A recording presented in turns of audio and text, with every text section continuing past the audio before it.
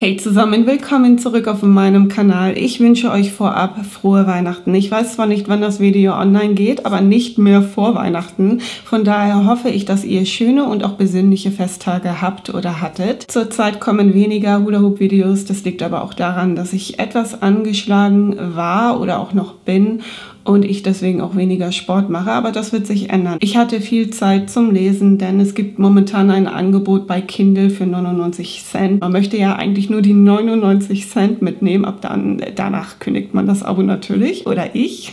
Ich lese zurzeit ein Buch, das nennt sich Men Who Can't Love. Und das ist eine englische Ausgabe und in dem Buch geht es um Bindungsphobiker, also Menschen, die nicht lieben können oder nicht lieben wollen. Natürlich betrifft es auch Frauen, also sicherlich, ne?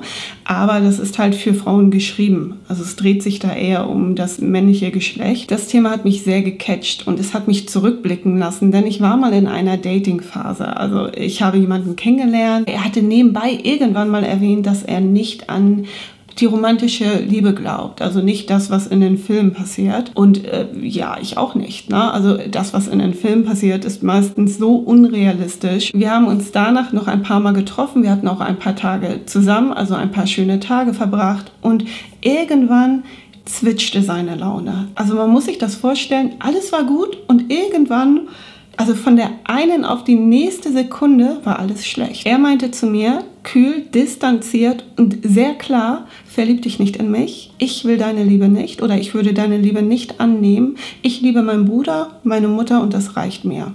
Und in dem Moment dachte ich, meint er das jetzt ernst? Wir hatten davor einen wunderschönen Tag gehabt. Also es war nicht so, dass es schlecht lief oder so. Und das war rausgehauen. Das war einfach ein Satz, der so rausgehauen wurde. Ich konnte in dem Moment gar nichts damit anfangen. Habt ihr das schon mal gesagt bekommen? Also verlieb dich nicht in mich, denn ich will deine Liebe nicht und ich möchte das gar nicht. Das in einer Dating-Phase und vor allem wollte der Mann weitermachen. Aber er hat mir eine Grenze gesetzt, wo es halt auch danach nicht mehr weiterging. Also ich habe dann auch geblockt, er hat geblockt und das hat sich dann halt auch aufgelöst oder das hat sich dann leider nicht weiterentwickelt. Eine Beziehung ist für mich auf das Fundament der Liebe aufgebaut. Ich rede nicht von Schmetterlinge im Bauch und dieses Verliebtsein und hihihi, rosarote Brille. Nein, dass es Phasen gibt, wo die Liebe schwankt oder dass man sich mal streitet, ist, glaube ich, völlig normal. Wenn du nicht an die Liebe glaubst, was gibt dir das Gefühl, füreinander einzustehen? Was gibt dir das Gefühl, den anderen als essentiell anzusehen? Und ich wüsste es nicht. Ich wirklich nicht. Warum sollte ich meinen Partner unterstützen, für ihn da sein, ihm Geborgenheit und Wärme geben, wenn er meine Liebe nicht will, wenn er meine Liebe ablehnt? Von daher, wo ist der Deal? Ne? Wo ist der Deal? Das kann man ja sagen. Ne? Wo ist da der Deal? Ich glaube, die meisten Frauen werden mich verstehen, wenn ich sage, dass wir Frauen in einer Partnerschaft eine emotionale Sicherheit haben wollen. Es geht nicht um das Materielle, um Geld oder so. Aber wenn der Mann dir nicht mal das geben will, also nicht will, auf was soll man dann die Beziehung aufbauen? Warum sollte eine Frau warmherzig und fürsorglich sein oder eine gute Frau Partnerin sein, wenn sie zum Schluss nicht zurückbekommt? Es ergibt doch keinen Sinn, außer es geht vielleicht um Geld und um finanzielle Situation. Ja, wenn der Mann dir irgendwas bieten kann, gibt es bestimmt Frauen, die sagen, okay, alles andere brauchen wir nicht, aber gar nichts geben? Ich weiß, dass das ein tiefer liegenderes Problem ist. Und ich bin der Meinung, das Wort für immer löst es auch oftmals aus. Ich gehe eine Beziehung ein und denke, es ist für immer. Oder ich hoffe, es ist natürlich für immer. Ich denke, dass da manche Männer aber anders ticken und dann diese Angst bekommen und denken, oh, sie will für immer. Und ich weiß nicht mal, ob es überhaupt nächstes Jahr noch hält. Ja. Ich habe das Thema unterschätzt. Aber es gibt wirklich Menschen, die das nicht können und nicht wollen. Als ich das Buch gelesen habe, dachte ich, wow. Das erinnert mich an eine Situation und am Ende fragt man sich, sind wir alle beziehungsunfähig? Nein, sind wir nicht. Ich meine, nicht jeder ist beziehungsunfähig, aber ich denke, dass jeder sein Päckchen aus der Vergangenheit zu tragen hat. Am Ende kommt es darauf an, wie man damit umgeht, oder?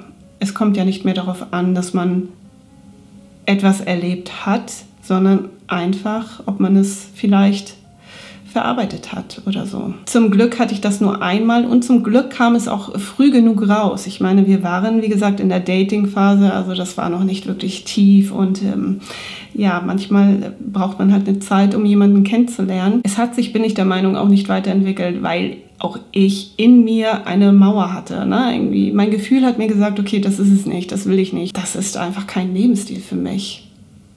Nee. Schreibt mir doch mal in die Kommentare, was ihr dazu denkt. Also, wenn ich so darüber nachdenke, überlegt mal. Also alles läuft gut und dann sitzt du vor ihm und er sagte, pass mal auf, von der einen auf die nächste Sekunde verlieb dich nicht in mich. Denn ich möchte deine Liebe nicht. Wenn man es von außen betrachtet, ist es lustig. Aber irgendwie, wenn du dann doch betroffen bist oder in dieser Situation bist, denkst du nur, oh, okay. Es gibt schon Leute, die man kennenlernt, da denkt man echt, wow. Ich persönlich finde eine Beziehung ohne Liebe doch irgendwie nicht das, was man vielleicht... Nee, nicht das, was einem vielleicht langfristig glücklich macht. Obwohl jeder auch eine andere Auffassung von Liebe hat und nicht jeder braucht die Liebe oder die extreme Liebe. Aber am Ende beeinflusst das dann doch die Partnerschaft, finde ich. Hinterlasst mir gerne eure Gedanken zum Thema. Ich wünsche euch jetzt erstmal einen guten Rutsch. Frohes neues Jahr, falls wir uns nicht mehr sehen. Eine schöne Woche und bleibt gesund. Bis bald. Tschüss.